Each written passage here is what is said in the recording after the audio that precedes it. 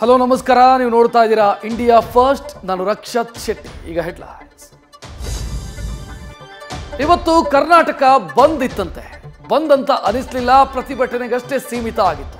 Metro ಬಸ್ಸುಗಳು ಓಡಾಡಿದ್ವು, mall theatre open ಆಗಿದ್ವು. ಮದ್ಯಪ್ರಿಯರು ಮಧುಪಾನ ಸವಿದ್ರು, ಪರೀಕ್ಷೆಗಳು ಕೂಡ ನಡೆಯಿತು. ಬೆಳಗಾವಿಯಲ್ಲೂ ಅದೇ ಕತೆ. ಮಹಾರಾಷ್ಟ್ರಕ್ಕೆ ಬಸ್ ಸಂಚಾರ ಸ್ಥಗಿತ ಆಗಿತ್ತು.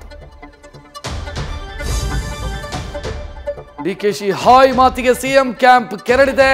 ಗರ್ಜಿಸೋ ಹುಲಿಗಳ ವಿರುದ್ಧ ಷಡ್ಯಂತ್ರ ಅಂತ ಸಾಹುಕಾರ್ ತಿರುಗೇಟು ಕೊಟ್ರೆ, ಎಂಬಿ ಪಾಟೀಲ್ ಮಾತ್ರ ರಾಜಣ್ಣ ಶೈಲಿಯನ್ನು ವಿವರಿಸಿದರು. ಫೈನಲಿ ರಾಜಣ್ಣ ಹೇಳಿದ್ದು ಹೊಸದಲ್ಲ, ಹಳೆದೂ ಅಲ್ಲ ಅಂತ ಪ್ಲೇಟ್ ಪಲ್ಟಿ ಮಾಡಿದರು. ನಿಖಿಲ್ ಒಗ್ಗರಣೆ ಹಾಕಿದರು. ಮೋಸ್ಟ್ಲಿ ಇದೇ ಮೊದಲು ಅಂತ ಅನ್ಸುತ್ತೆ. ದಕ್ಷಿಣದ ರಾಜ್ಯಗಳು ಒಗ್ಗಟ್ಟಿನ ಪ್ರದರ್ಶನ ಮಾಡಿದ್ದಾವೆ. ಕ್ಷೇತ್ರಗಳ ಪುನರ್ವಿಂಗಡಣೆಗೆ ಪ್ರಬಲ ವಿರೋಧ ವ್ಯಕ್ತಪಡಿಸಿದ್ದಾರೆ. ಚೆನ್ನೈನಲ್ಲಿ ನಡೆದಂತಹ ಜೆಪಿಸಿ ಸಭೆಗೆ 14 ರಾಜ್ಯಗಳ ನಾಯಕರು ಭಾಗಿಯಾಗಿದ್ದರು. ಮುಂದಿನ 25 ವರ್ಷ ಡಿಲಿಮಿಟೇಷನ್ ತಡೆಗೆ ನಿರ್ಣಯ ಕೈಗೊಳ್ಳಲಾಯಿತು. ಓಂ ಶ್ರೀ ಭಗವತಿ ನಮಃ. ಕೇರಳದ ಮಾಡಾಯಿಕಾವು ದೇವಸ್ಥಾನದಲ್ಲಿ ದರ್ಶನ್ ಕೈ ಮುಗಿದು ನಿಂತಿದ್ದಾರೆ. ಶತ್ರು ಸಂಹಾರಕ್ಕೆ ಯಜ್ಞ ಮಾಡಿಸಿದ್ರ ಅನ್ನೋ ಡೌಟ್ ಇದೆ. ಮಾಟ ಮಂತ್ರದ ಭೀತಿಗೆ ರಕ್ತ ಚಂದನದ ಅಭಿಷೇಕ ಮಾಡಿಕೊಳ್ಳೋ ಭದ್ರಕಾಳಿಯ ಮೊರೆ ಹೋದ್ರ ಅನ್ನೋ ಚರ್ಚೆ ಹಬ್ಬಿದೆ.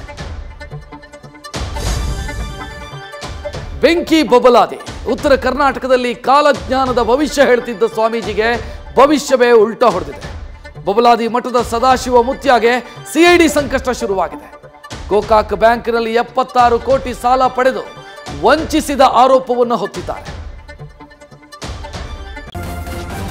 ನ್ಯೂಸ್ ಫಸ್ಟ್ ನಿರ್ಭೀತಿಯಿಂದ ನಿಮ್ಮ ಪರವಾಗಿ.